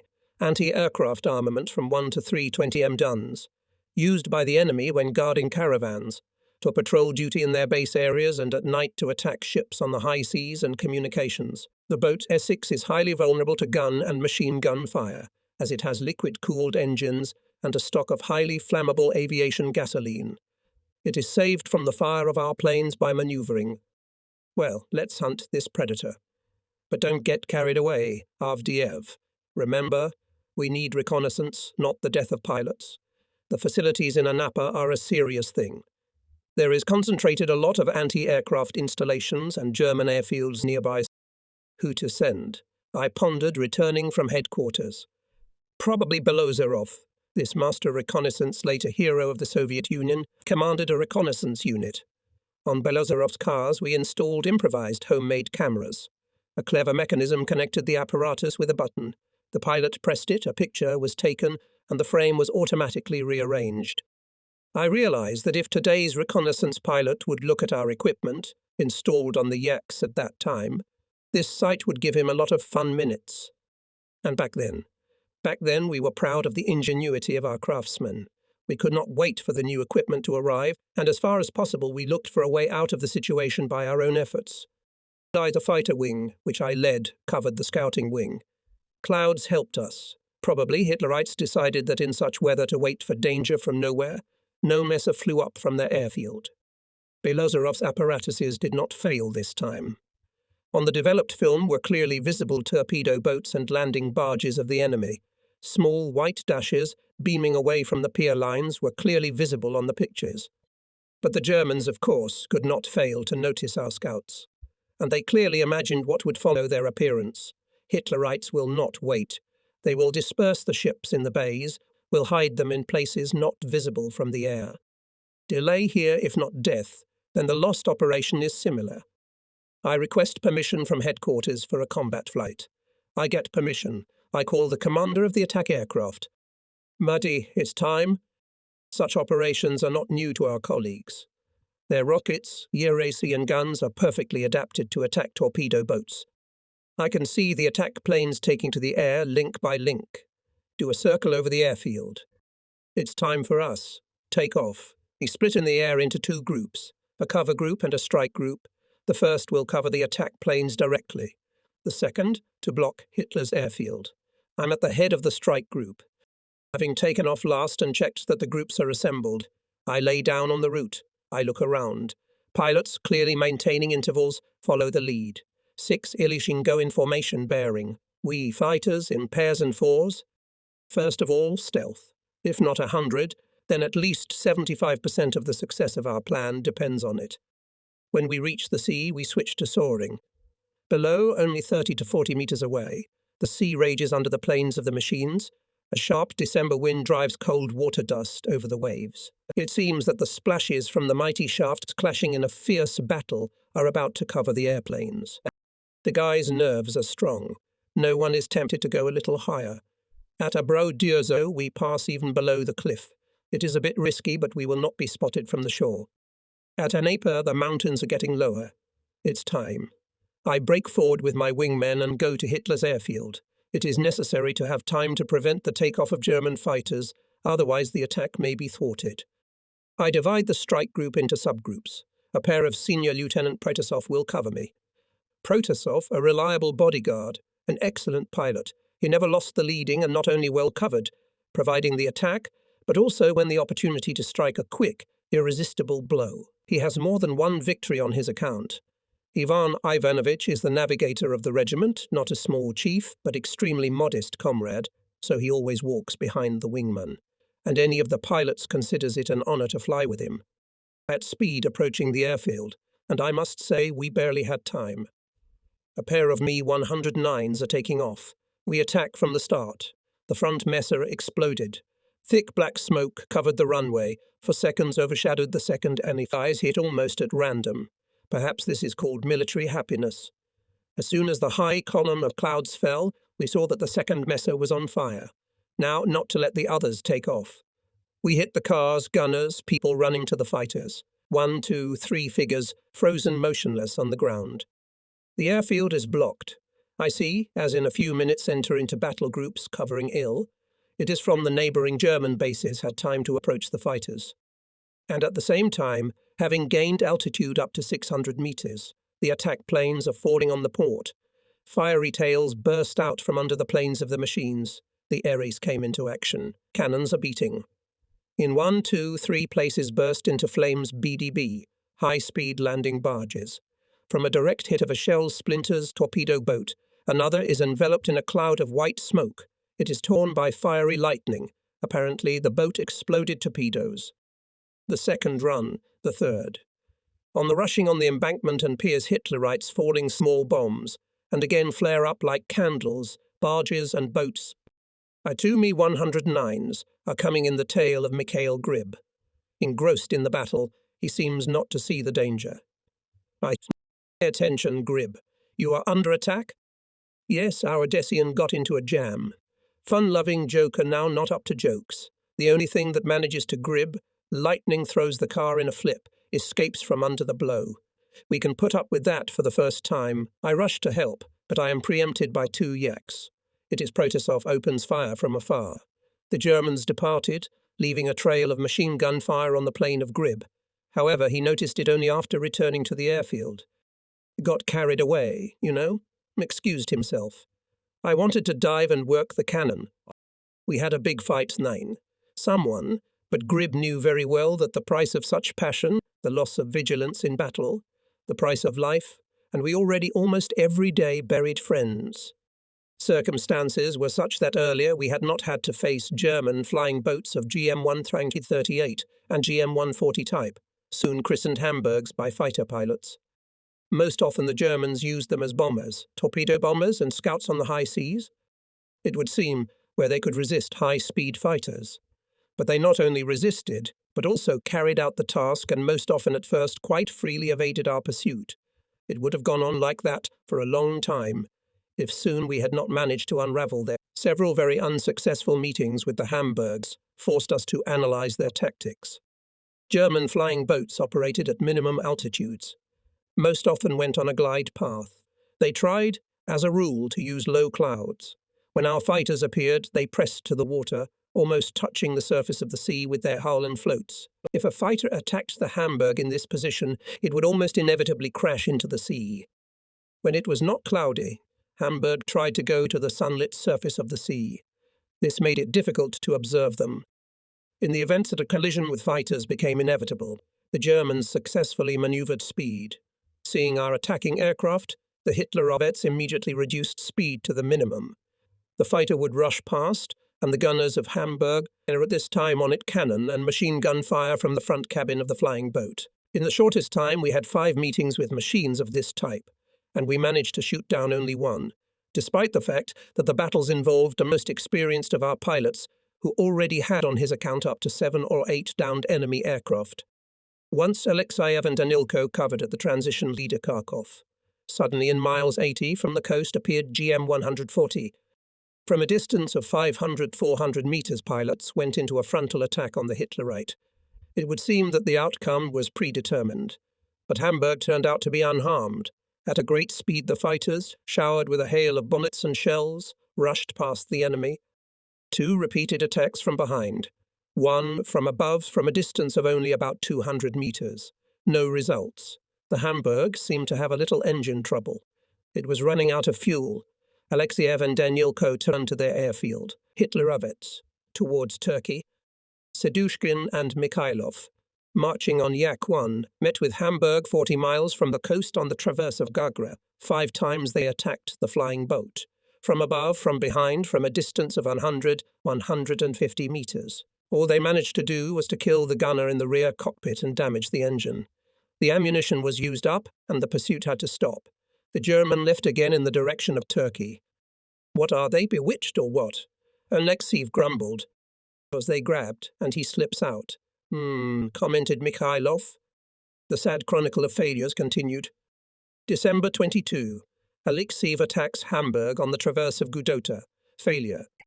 December 24. Belozerov and Udin on Lag 3 met with Hamburg on the Adler traverse. They only managed to hit the gunner in the rear cockpit. 8 attacks had no result. Hitlerovitz went away, touching the floats of the water. Enough. Yumashev, the regiment commander, pounded his fist on the table. Enough. Soon the whole Black Sea Fleet will laugh at us. It's time to sort it all out. Everyone to me at the meeting. He looked at the frowning pilots and said, "We'll let our nerves go after the war. Alexeyev, you more than others had to meet with Hamburgs. What, in your opinion, are the reasons for our failures? First of all, we are not yet accustomed to fighting in an environment where the enemy literally touches the water. And secondly, we probably underestimate the survivability of these machines. The Hamburg 140 has an air-cooled engine. The Hamburg 138 has large dimensions. Somewhere it's a disadvantage. In the conditions of pursuit, an additional margin of survivability. What do you think about it, Belozerov? I think that the lead and wingman do not distribute their tasks in battle correctly, do not act correctly. One of us is attacking to kill. The other one imitates it, diverts enemy fire. But we enter and leave the attack at extended ranges. Such an imitation can't fool anyone. Well, that's a good point. Keep going. In the end, it leads to the fact that one of the attackers, having used up all the ammunition, is forced to leave for the airfield. The second one. Alexeyev entered the conversation. The second one, having still more than half a set of ammunition, also returns home. He can't leave his partner. Where is the way out? There is a way out. We've been brainstorming with the guys. The pilot, who has used up his ammunition, should continue attacks, imitate the battle, and the other one should shoot to kill. In other words, the wingman and the leader in this case should switch places. We can do it differently, not to simulate, but to hit, simultaneously from different sides. It was a long conversation. Well, summarize the arguments, Commander. Let's try to start raising 2 pairs of fighters in the air. And then we'll see. Listen, attention. On the traverse of Gudauta, Hamburg 138. Now to the cars. Tomaszewski is paired with Kosobians, Klykov with Sikov. From the regiment's control center, we point them at the target. Having noticed our lag 3s, the Hitlerovit, using an old trick, began to descend steeply. Here already his floats touched the water. 2 white foamy paths ran along the sea. Tomaszewski dives, hits from a distance of only 100 meters. He tries to hit the engines and the cockpit. Hamburg takes off, frantically fights back. Its rear gunner is firing cannon and machine gun fire. The second lag 3 tries to come in from the tail on a strafing run, and we did not expect this. Hamburg begins to drop depth charges. High tornadoes of water rise over the sea, forcing the fighter to climb higher. Another failure. Tomaszewski repeats the approach. It seems that he has decided to die, but to reach the hated machine with fire. He shoots. It's a hit. Hamburg sharply pulled on the nose. The pilot coped, quickly leveled the plane, only the boat hit the water, and continued flying again. Fly with a roll on the right wing and with a smoking right engine. Flying, snapping with even more fury than before. In the attack comes Kyryukov. The Nazis meet him with fire. A shell breaks his rudder cable. The second burst in the right plane. Kyryukov is forced to leave for the airfield. Sikov enters the battle. An accurate line, and the Hamburg caught fire right engine. But the Hitler is not lost. He throws the plane from side to side, maneuvering, dodging the fighter's fire. Now it's Kosobian's turn. It is already easier for him. His comrades have taken out of action the gunners who were covering the tail of the Hamburg. Approach, second, third, sharp tilt. The Nazi plane crashes into the wave. That was the beginning. Not everything in war is done immediately and easily. Experience is paid with blood, and skill is to spill as little of it as possible. Then it was easier. Hamburg fell on the ground and in the sea, as well as Messer and Heinkel. But without a smile, I once listened to Alexeyev instructed young pilots. Do not be deceived by success. If you manage to disable the gunner on the tail turret Hamburg, he will immediately replace the second. Carefully watch the enemy when you pursue him on a glide. The Nazis drop depth charges in such cases. Huge columns of water rising at their explosion can be fatal for the attacker, depth bombs and high-speed fighter.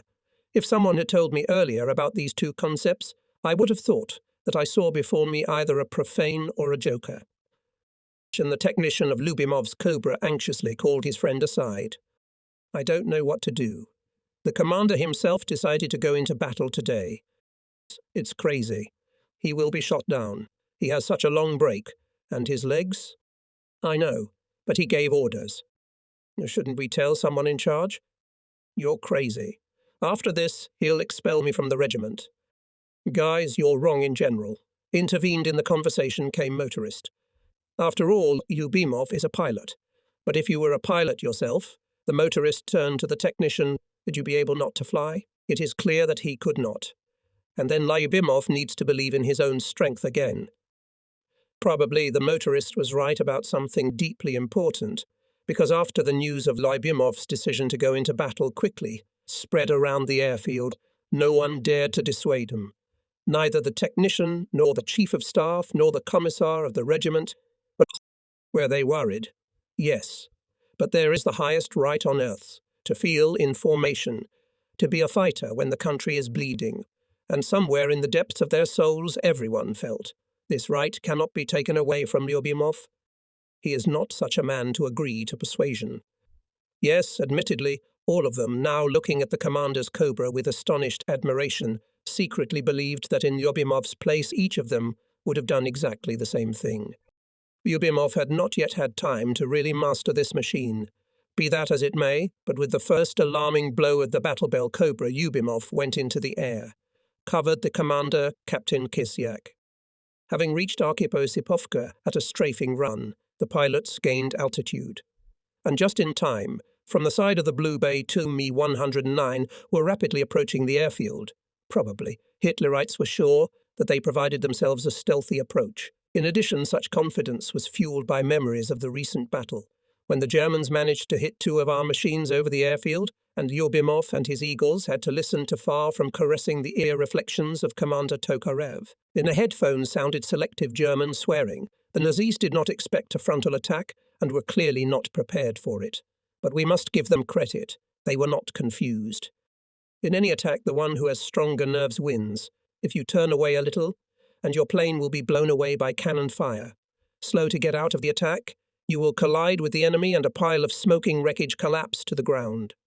Coloured ribbons of cues stretched to the cabin Lyubimov, but he decided to go to the end, did not turn from the course, waiting for the moment to strike. His fingers were habitually resting on the trigger. Another second, and I, the fascist could not stand it, turned away. And at the same moment Lyubimov threw into it a furious short cue. The German, having dumped the plane in a dive, was leaving under the cover of his partner. Lyubimov rushed after him. 6,000 meters, 5.5, 5.5. The altimeter arrow hurriedly ran down the scale. What the hell? So with this Hitlerite you'll go to the dust. He thought. 4,000, seeing that the Cobras are catching up with him. The Nazi combat turned through the car up, and Lyubimov saw the beast, a Jaguar, on board the Mi-109. He thought, all the better.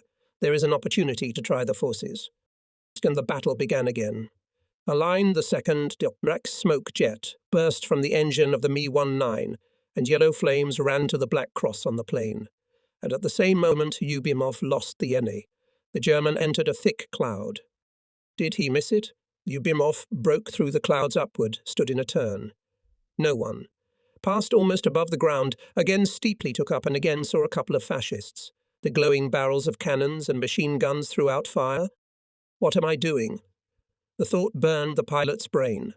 The ammunition will soon run out. If to hit, then only for sure. The Hitlerovite again threw the machine into a dive. He'll get away. Just get to the clouds and go. But will he? The smoke over the plane of the Nazi machine is getting thicker and thicker. The last turn from the cannon. For a long time the mountains transmit to each other the rolling echo of the explosion D. The airfield is in turmoil. Lost contact with the regiment commander. Hawks, I'm Volga. For communication. Over. The airwaves are silent. Hawks. Kisyak finally answers. I can hear you. How do you hear me? I hear you all right. Lost connection with Hawk 10. There's a crackle in the earphones, followed by Lyubimov's voice. I'm Hawk 10. The Mi-109 is dead. Let's go home. Marshal of the Soviet Union, A. Grechko, in his book Battle for the Caucasus, gives a highly flattering assessment of the combat work of aviation. During the January offensive, serious assistance to ground troops provided the 4th and 5th Air Army and Air Force of the Black Sea Fleet. During this time, they made more than 7,000 airplane sorties. About 480 tons of bombs were dropped on the enemy troops, more than 3,200 rockets were fired. Up to 730,000 cannon shells and cartridges were used up. Meteorological conditions, just as in December, continued to be difficult. In January, there were only 6 full flying days, 13 limited flying days, and the rest non-flying. However, units of the 5th Air Army in January made almost twice as many sorties as in December, with 1336 for strikes against enemy troops, 240 against railroad facilities and airfields, 629. For aerial reconnaissance, 2046, for cargo delivery and evacuation of wounded, and the rest for covering troops and rear objects from enemy airstrikes. The conditions of mountainous terrain excluded the possibility of building new airfields in the northern and central part of the Black Sea coast of the Caucasus. At the same time, it was in these directions, on the left wing of the Black Sea group of troops and not on the right wing, which was better provided with airfields, that the main events unfolded. The situation forced to locate parts of the 5th Air Army is not in full compliance with the plan, partly for this reason. Air support for the troops of the 46th, 18th and the right flank of the 56th Army was more effective than the left flank of the 56th and 47th Armies. Due to difficult meteorological conditions and the presence of mountains, concentrated strikes were almost never used. The fighting was conducted by small groups of aircraft consisting of 2 to 6 I-16s or I-153s, which in these conditions easily maneuvered in the gorges of the mountains. Bombers assisted the troops, acting mainly at night alone at altitudes of 1,200 to 500 meters.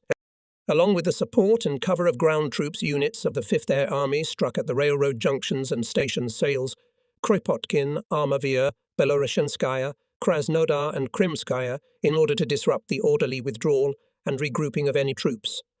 It was obvious that the first revenge for Sevastopol Hitlerites would try not to leave unpunished.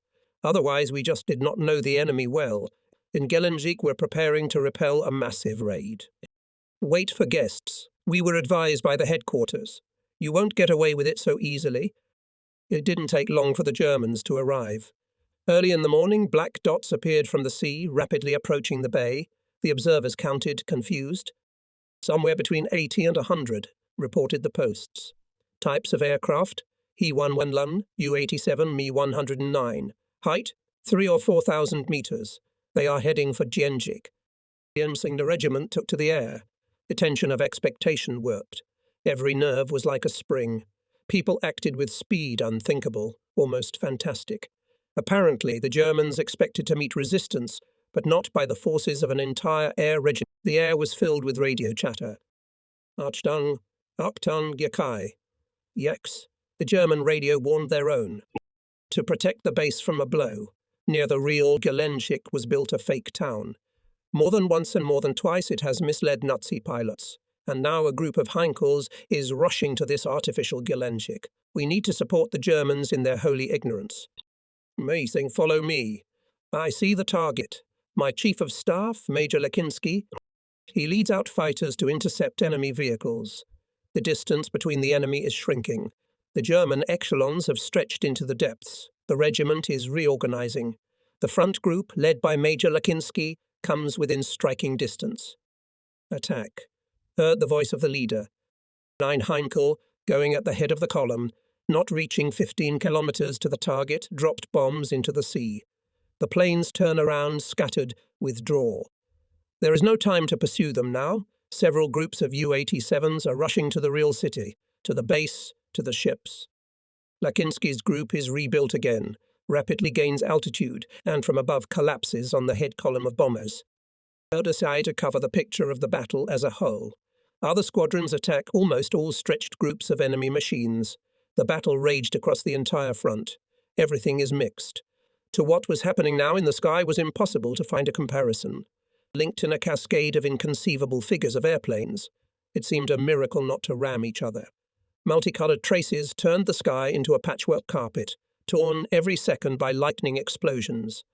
The Germans were retreating, fiercely pursued, and all along the path of this sorrowful retreat for them fountains of water rose above the sea. It was tearing wave collapsing from the sky, mangled, burning, mangled airplanes. The fight went almost all the way to Anapar, where the enemy was leaving. Missiles came out to meet them, and there was something inhumanly fierce in this air battle. Our pilots went straight through, planes with shredded fuselages and wings again rushed into the attack, and nothing could stop this rapid onslaught. And only when the ammunition and fuel came to an end, we thought, finally, about the end of the battle, returning home. 15 bombers and 1 fighter lost Hitlerites in this battle. We were missing 1 friend, and it overshadowed our victory.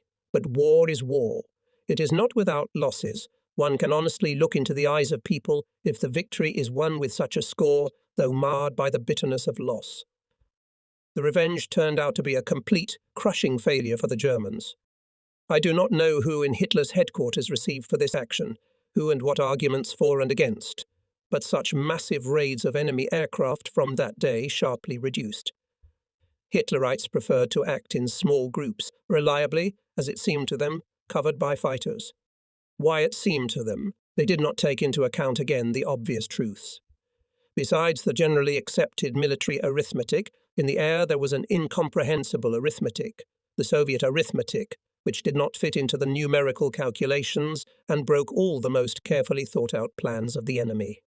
April 4, 1943. A significant day for us. The whole regiment is gathered at the gun emplacements. Well, we can begin. I raise my hand. The murmur of voices falls silent. First, I'll remind them of history. Not all the young men know it.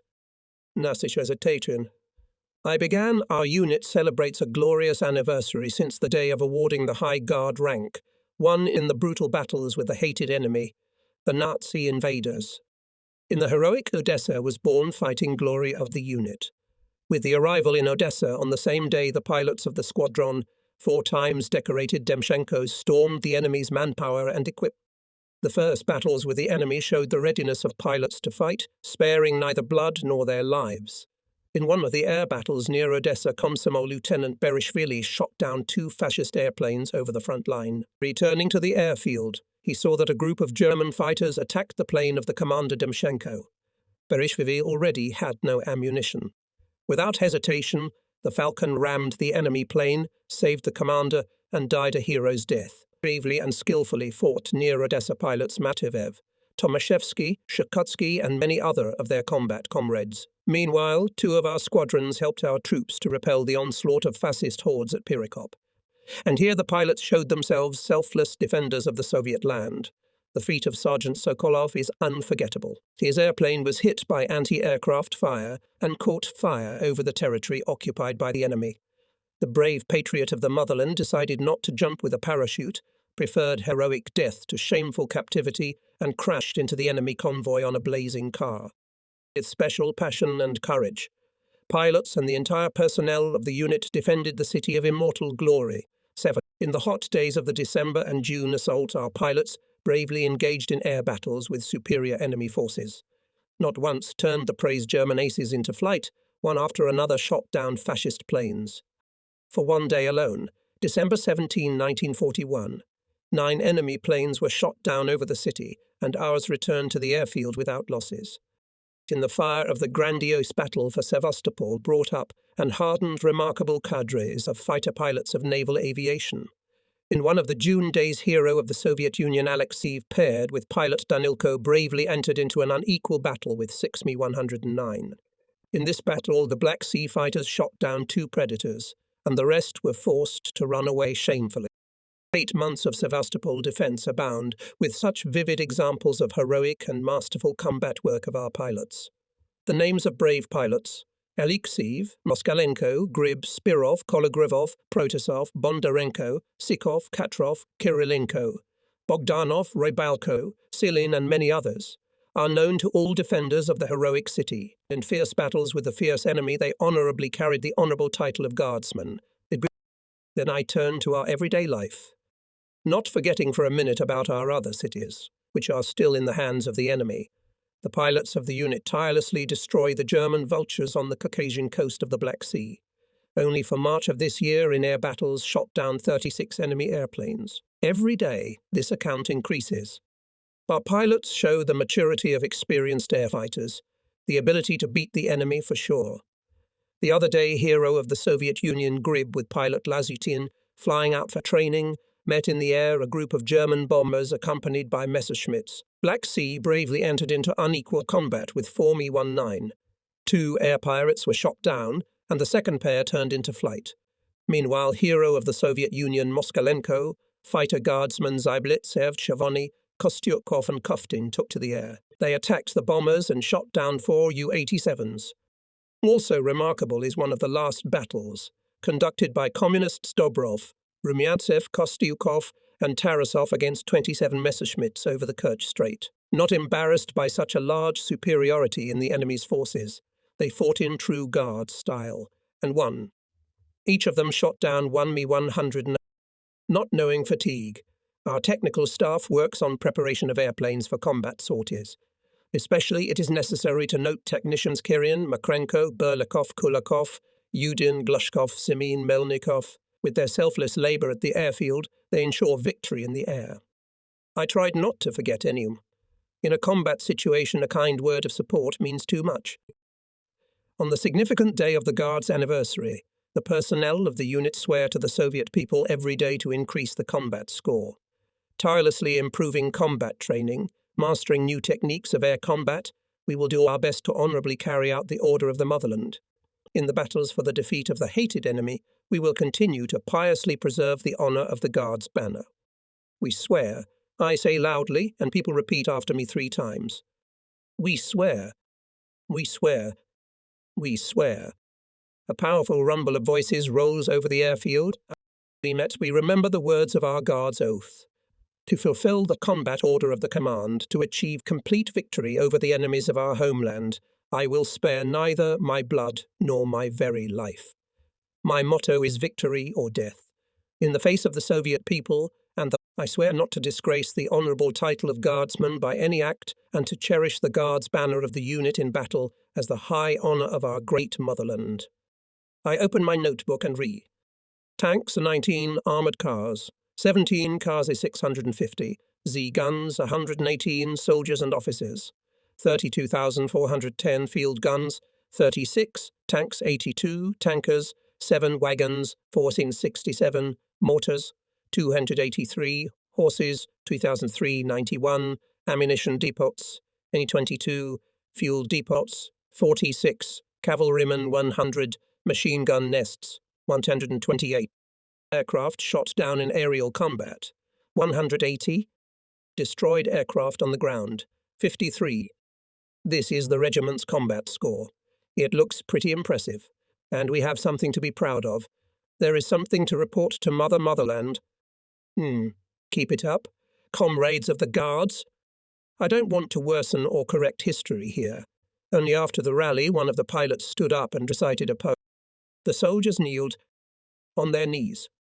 After the battle in the Somme, our power. It seemed to us at the time, Lenin called us Guardsmen. The native dales have quieted down. The noisy forest was tense, silent. At that moment we knew that Stalin was handing us the sacred banner, with the commander sighted together, taking our sacred banner. We swore our oath with glory and with honour to bear it in the new battle. Those who are resourceful, enduring, and fearless will always be victorious. On the birthdays of the army, our army, we, the Guardsmen, take cities. And to the westward, a shower of steel sweeping away the plague. All that the Germans have shamelessly, we'll give back to our people. We'll give back to our people. The glory of the Guards in battle. We'll have to. The glory of the Guard in battle, 100-fold, who is a Soviet Guardsman, is called a Tian, becomes a hero. Oh, that's how these lines sounded then, close to everyone's heart. We were leaving late. I was surrounded by a group of young pilots. The first vulture shot down, And you too are a guardsman, I said to Tarasov, who had recently arrived in the unit. The next day, Tarasov flew on a combat mission. 4 Black Sea Falcons fought desperately against 27 Messers. The 4th was Tarasov. He shot down an Mi-19. After the flight, I congratulated him and gave him an honorary badge of the Guardsman. In the morning edition of the Sovinform Bureau on April 1, 1943, among other reports, was the following. The pilots of the unit were the commander of the hero of the Soviet Union, Comrade Avdiev, reflecting the enemy air raid, shot down 11 and shot down 6 German planes.